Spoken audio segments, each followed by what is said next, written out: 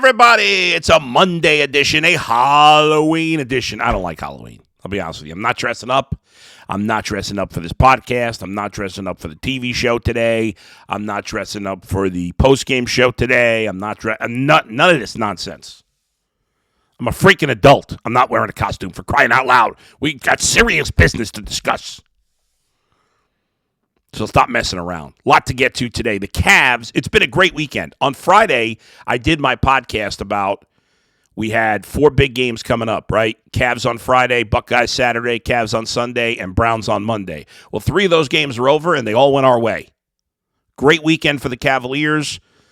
A good weekend, despite popular belief, for the Ohio State Buckeyes. Now, what can the Browns do tonight? What can the Browns do for you? They can save the season by winning the game. Myles Garrett talking a lot of trash. Can he back it up? We'll get to all of it coming up on this Monday edition of The Bullpen with Adam the Bull. Podcast is not for the faint of heart. And I do think it's time for the Browns to move on. It's not for those who ride the fence. He's proven nothing. But if you're looking for someone who tells it like it is about Cleveland sports, everybody does fandom their way. You've come to the right place. I don't think he's any good. It's time for The Bullpen with Adam the Bull.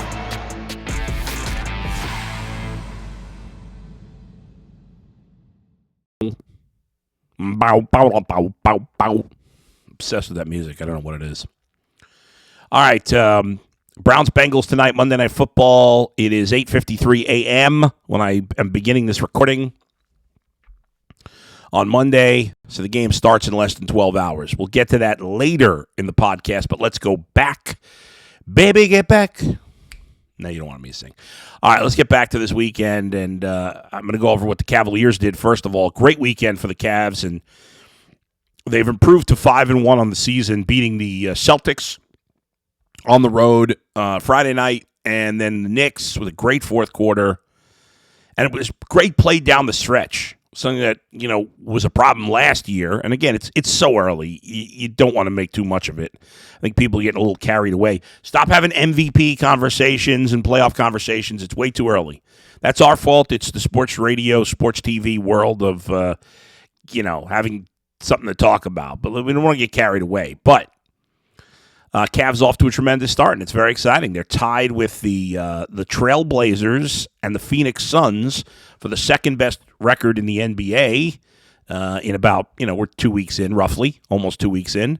The Milwaukee Bucks, the only undefeated team in the NBA at 5-0. There are no winless teams. Everybody's got at least one, including the Magic, who played a tough game against the Cavs last week. But as for the Cavaliers specifically, it was a phenomenal weekend and a lot of fun to watch both these games. I'll go back a little to Boston on Friday. It was a weird game because it was very high scoring through 3 quarters. The Cavs had 95 points, and the Celtics had 99 points. 75. Yeah, it was 99-95 Celtics at the end of 3 quarters. An extremely high-scoring game, not much defense going on here. And then neither team could really score in the fourth quarter. The Cavs just enough to send it into overtime. And in overtime, the Cavs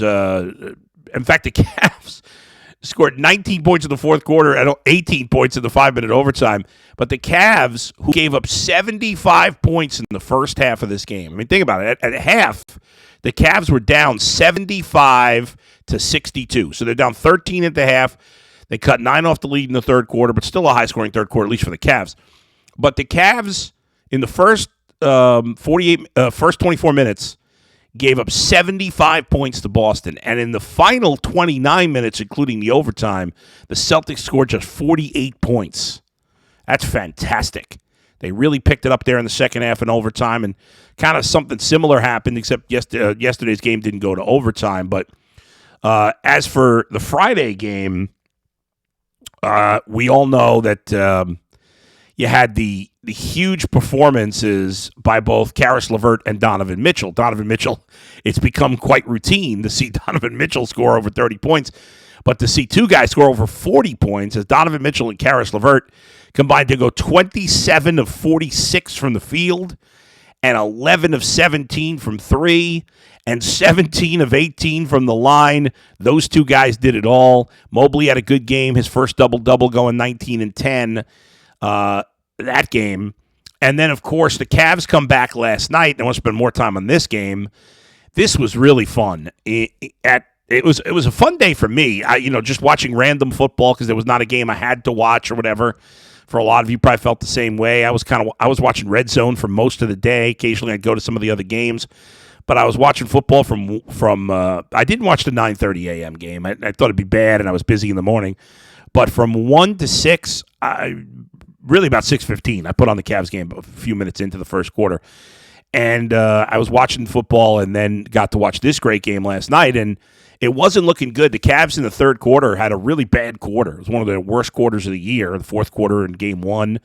But the Cavs were up 62 to 59. They were up at a small lead at the half. Again, the first half, not much defense by either team. And then that continued for the Cavs defensively in the third quarter. The Knicks just killed them in the third quarter, and a 3-point lead became a 9-point deficit, I believe, at the end of 3. Well, the fourth quarter was all Cavs. They locked it down defensively. The Knicks couldn't make a shot, and the Cavs picked it up offensively, their best quarter of the night, and turned a 9-point deficit into a 13-point win. The Cavs final 121-108 to improve against a Knicks team that is not great, but I think they're a decent team. It's not like they're horrible. So you beat a Celtics team that just went to the finals and a Knicks team that I think is an adequate team, middle of the road team. It was a great weekend. What's funny is, Karis LeVert had one of the best games of his career Friday night, and then has one of the worst games of his career, at least scoring-wise, yesterday. He was 0 for 9 from the field, 0 for 4 from 3, did make his one free throw, so 1 point. Now, he passed the ball, 33 assists for the Cavaliers on 41 field goals. It doesn't get much better than that. 33 assists on 41 field goals? That's crazy. That's like 80%. Right? It's basically 80%. That's phenomenal. You look at the Knicks, they had 26 assists on 45 field goals. That's like 55%. That's a huge difference. The Cavs were doing such a great job moving the ball. And on a night where Jared Allen and Karis LeVert combined for only 7 points. Jetty had a bad game, too. He couldn't make a shot. Jared Allen was on the glass, as always. But those three guys could not score. Jetty, Jared Allen, and Karis LeVert combined 4 for 24 from the field. And the Cavs won going away against a decent team. Why? Well, Donovan Mitchell, of course, had a monster game, as he always does. 38 points, 3 boards, 12 assists. Was great from the field. But how about Dean Wade? What a game he played. Starting lineup goes 33 minutes and makes 8 of 11 and 6 of 8 from 3. And Kevin Love, of course, off the bench, had a monster game as well. 29 points. He took 14 shots, and 13 of them were from 3, and he made 8. So Donovan Mitchell and Kevin Love and Dean Wade combined went 22 of 34 from 3. That's crazy. They went 22 of 34. The rest of the team went 1 for 16. So those three guys carried the load. Mobley had a solid game. He was fine. But it's nice to see, Karis LeVert is a terrible game. Jared Allen was a non-factor offensively. Jetty, who's been really good for them, does nothing. And yet again they're continuing to do all this without Darius Garland. And now it begins. My buddy Brian Perino says to me last night, Cavs look awesome. I'm afraid now of Garland fitting back in the mix. And folks, I love you. I love Brian. He's awesome. I love you all. You get like this in Cleveland. I don't know what it is. Whenever the team is playing well and there's some missing guys, the guy's missing, we're always panicked that guy's going to screw up the chemistry. Darius Garland's not screwing up any chemistry. Darius Garland's awesome. I know the team's playing great without him. It's only a few games. You don't win championships in October. So I don't want to see some nonsense from other people. Well, I don't know if we want to put you to shut up. I'm not even listening to that. I'm going to tell you to shut up. It's not nice. It's rude for me to tell you to shut up, but I'm going to tell you. Stop it. Stop it. Don't even go down that road. Hopefully nobody else besides Brian is doing that. All right. Great performance. Cavs are playing really well. You're not winning anything without Darius Garland in the long run. So I'll leave it to an anomaly. But I've seen this type of thing before, and I don't like it. I don't like it. All right, so Cavs will be back in action. They're playing the Celtics again, this time in Cleveland. The game's going to be on ESPN Wednesday night, 7:30, so that'll be fun too. And then the Cavs go on their first long road trip of the year, starting Friday, Detroit, back-to-back nights in L.A. against the Lakers and Clippers, Sacramento, Golden State. This is going to be fascinating. You look at this upcoming stretch. The Cavs' schedule in November is very tough. They will be tested. I've already mentioned those teams. Detroit's playing decent basketball. We know Boston. The Lakers stink, obviously. Sacramento, not very good. Golden State. You got Milwaukee on the road. You got 2 games in Milwaukee, home and road, in the next 4 weeks. Atlanta, Miami, all these games coming up in Toronto and Charlotte before the end of the month. So there's some really awesome games coming up this month. It's going to be a lot of fun. And I shouldn't say this month because technically it's still October. It won't be November for another at least 15 hours from when I'm recording right now. But November is going to be a hell of a month. But it was a great October for the Cavaliers. Way to start. But it's not where you start, it's where you finish. But there's nothing to be upset about right now. They're playing great. Their second best player is not even playing, and they're playing great. And hopefully Darius Garland will be back Wednesday when the Cavs play Boston. Gotta love it. All right, quick break. And when I come back, I want to get to the Buckeyes on Saturday. And then, of course, we will wrap it up by looking ahead to the Browns and Bengals tonight. By the way, before we do that, I want to remind you, of course, that this episode is brought to you by BetOnline. BetOnline has you covered this season with more props, odds, and lines than ever before. BetOnline, where the game starts. I'll tell you what, let me take a quick break. I'm going to... Jeez. Been a lot of sickness going around in my house. My son had a cold. I'm hoping not to get it. No COVID, thankfully. My mother got COVID for the first time, which is, she's... my mother has compromised immunity. She had a kidney replacement, so we're a little antsy about it, but she seems to be doing okay. Anyway, on a much lighter note, to take a break, get to the Buckeyes, because I've talked about this before, but I'm going to talk about it on the TV show today more. I'm so frustrated I find college football frustrating, and I don't say. Well, let me just take the break first, and I'll get into it. BetOnline.net, your number one source for betting, football, and the start of basketball. Find all the latest player developments, team matchups, news, podcasts, and in-depth analysis on every game. And as always, BetOnline remains your continued source for all your sports wagering information with live betting and up-to-the-minute scores for every sport out there. The fastest and easiest way to check in on all your favorite games and events, including MLB, MMA, boxing, and golf. Head to the website today using your mobile device to learn more. BetOnline, where the game starts. The game does start with BetOnline. There's no doubt about it.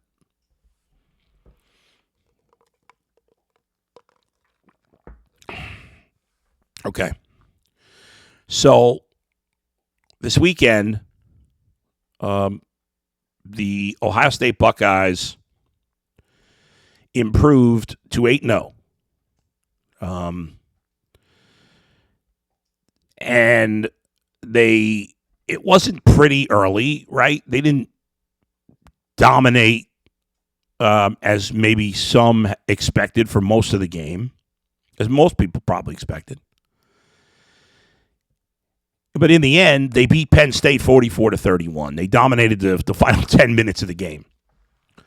Ohio State, since beating Notre Dame 21-10 in the first week, has scored 44 points every game since. The defense, for the most part, has played extremely well. They did give up 31 points to Penn State.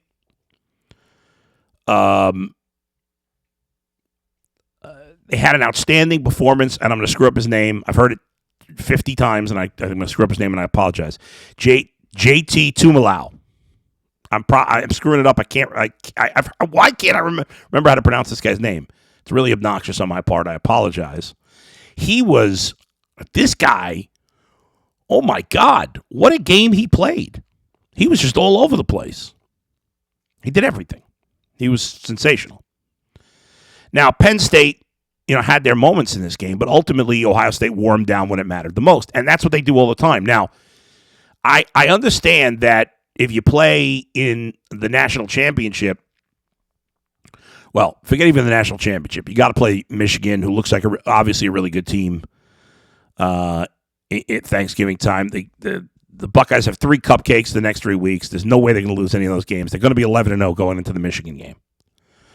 Michigan, who took care of business against Michigan State this weekend, 29-7, they have 3 cupcakes too. Like, if we're going to get mad that Ohio State doesn't beat Penn State by enough, then shouldn't I call Illinois a cupcake too, who's ranked 14th?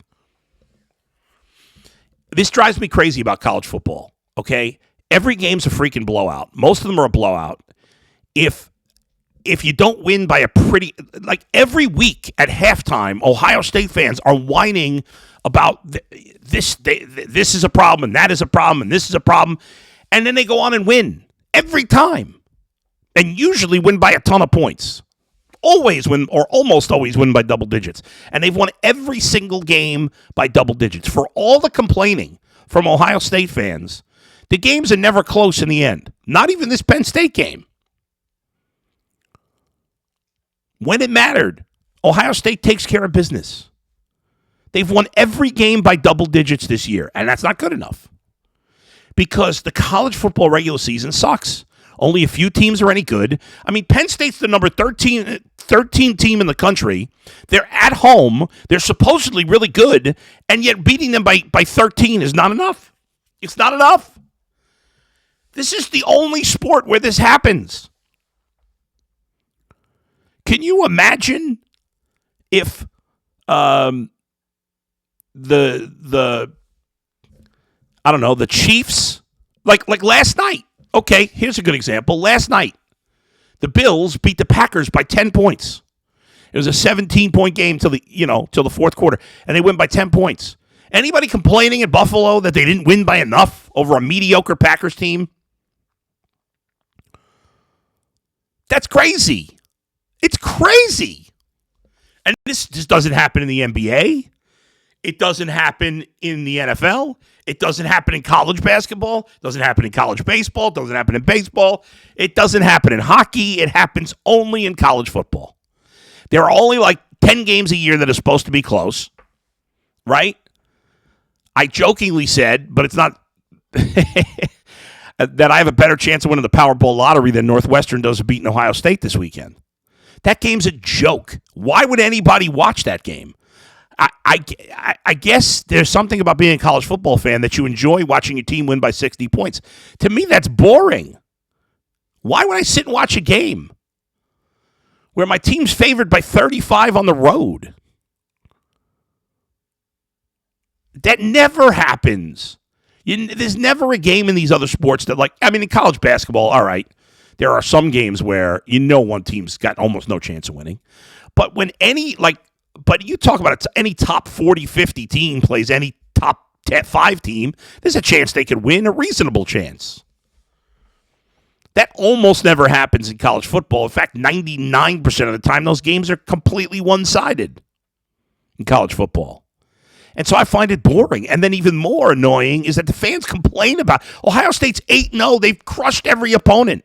Okay, they've had 2 close games against 2 decent teams in Notre Dame and Penn State.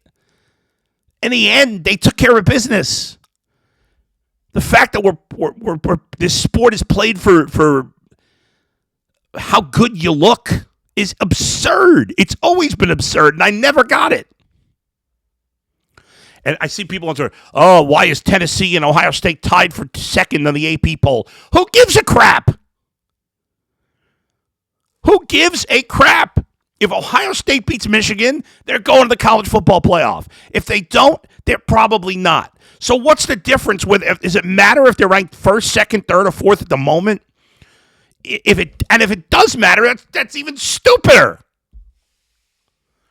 And all we idiots do is spend our time arguing about where they should be ranked. It's idiotic.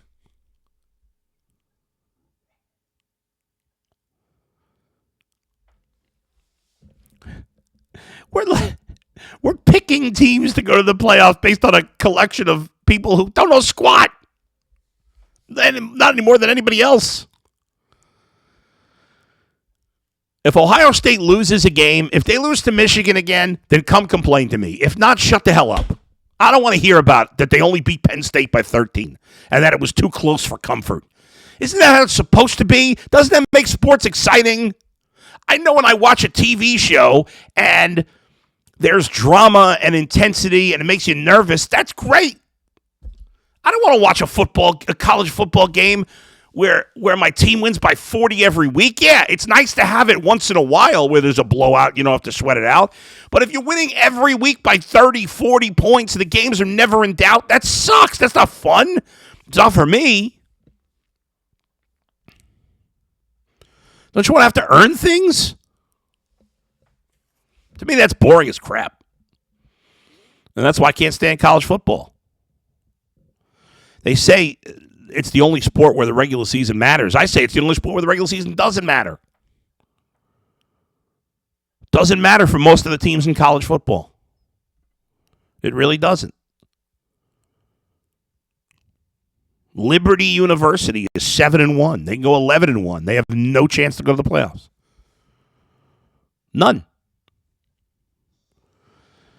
Illinois is not going to the playoffs. They're 7-1. They're a fraud, but who cares?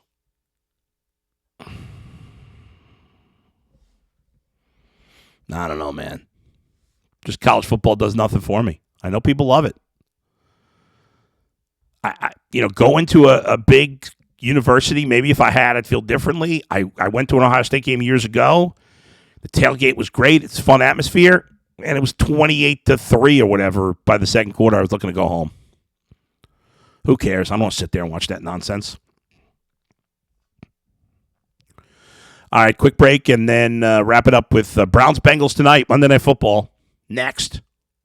Bullpen, Adam Bull.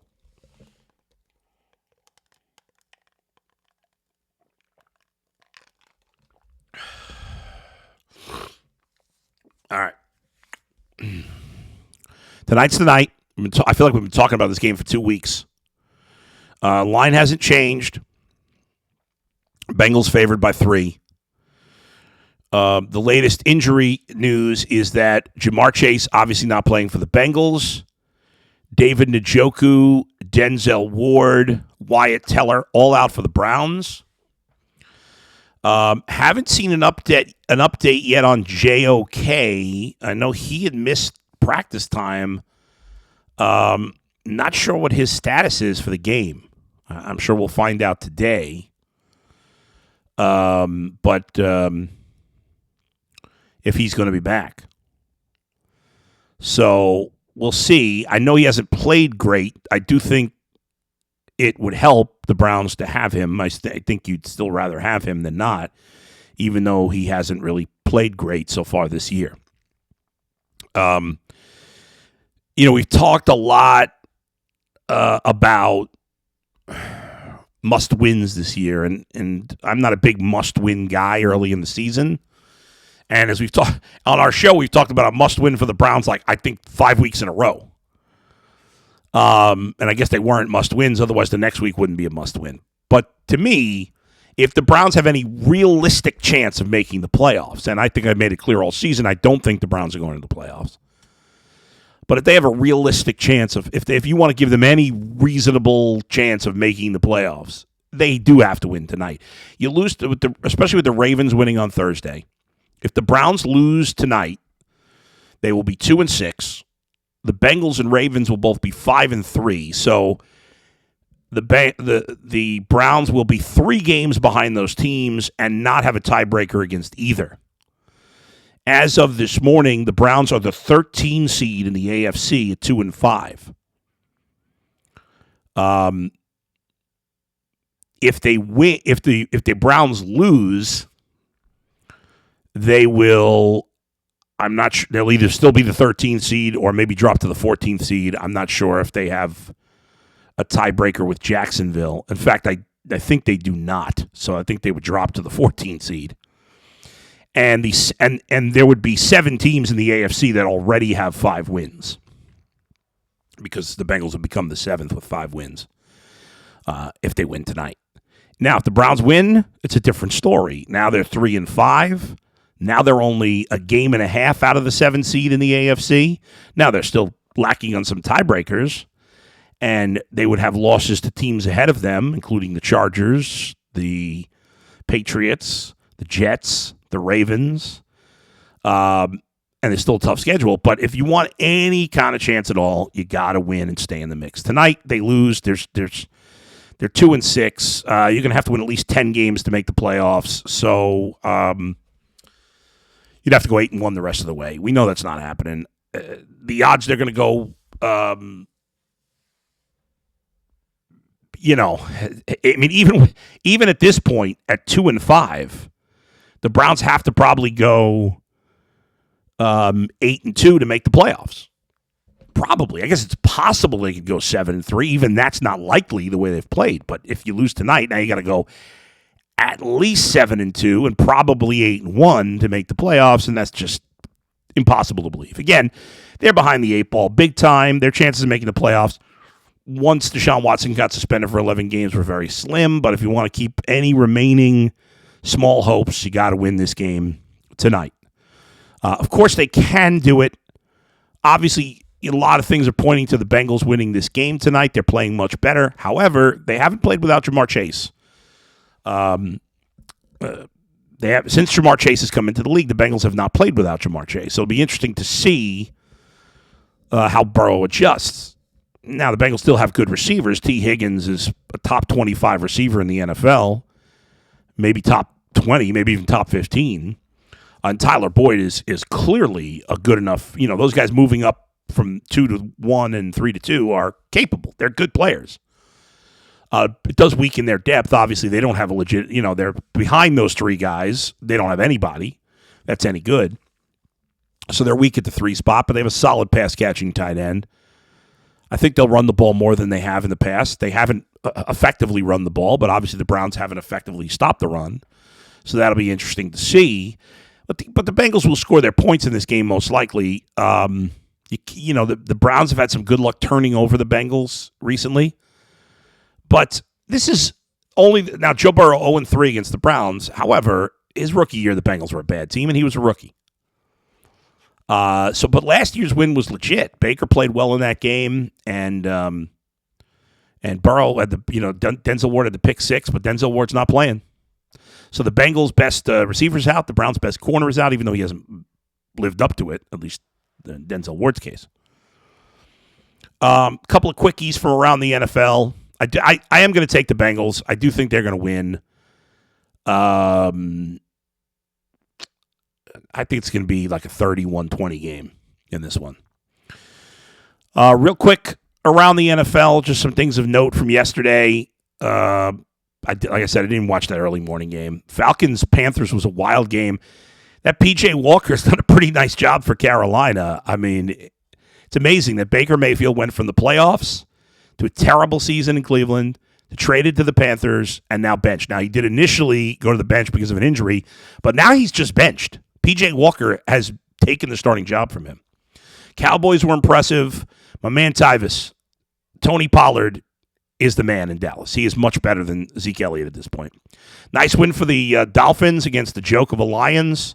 Lions had a big lead early, 14-0. They were up 27-17 at the half, and the Lions didn't score in the second half. Dolphins win 31-27. Nice comeback there. Tua had a big game. He's playing well, obviously. Waddle and Hill have been great. Another wild game. Vikings and the Cardinals made it a game late, but the Vikings hold on. DeAndre Hopkins made a crazy catch in that one, but in the end zone. But the Vikings are a shocking 6-1. They don't feel like a 6-1 team, but they are. Saints demolished the Raiders. Josh McDaniels, I thought he was a genius. Everybody thought the Raiders would be good. They're 2-5. They stink right now. Jets looked like a fraud yesterday without their best player. Breece Hall's injured for the year. Zach Wilson stinks. Don't get misled by 355 yards in garbage time. Zach Wilson's not an NFL quarterback. I didn't think he – listen, I get it wrong plenty of times. I was dead on with this guy. I thought he was no good coming out of college. I didn't understand why people thought he was good. And so far, 2 years in the NFL, he's looked awful. He runs backwards on every play. So the Patriots are a 500 team right now. Steelers, they're a joke. We know that. They're awful. They get crushed by Philadelphia 35-13. It was a 7-7 game at the end of the first quarter, and then the Eagles outscored them 28-6 the rest of the way. Jalen Hurts has been incredible. A.J. Brown had a monster game. Titans beat the Texans. That game was awful. Commanders over the Colts, awful game too. Niners beat the Rams. They've handled them in the regular season. All the Rams beat them in the playoffs last year when it mattered. Geno Smith is 5-3. He's played tremendously well. Kudos to him. Kudos to Dustin Fox, the only man that believed in Geno. Now, don't embarrass yourself on Twitter by saying Geno's in the MVP conversation. First of all, we shouldn't be having MVP conversations at the not even halfway point of the season. Geno ain't with no MVP, but he's having a tremendous season. Bills are the best team in football, along with Philly. I'd still take Buffalo, even though the Bills did lose a game. Man, these veteran quarterbacks. Aaron Rodgers, 3-5. The Bucs are 3-5 with Brady. Russell Wilson looks like a mess, although he did play well after that early pick. I didn't watch the game, but just reading about it. But Russell Wilson, Brady, and Rodgers, all 3-5. Certainly changing of the guard with a lot of these quarterbacks. All right, I'll talk to you tomorrow as we recap Browns Bengals. We'll see on a Tuesday bullpen with Adam the Bull. See ya.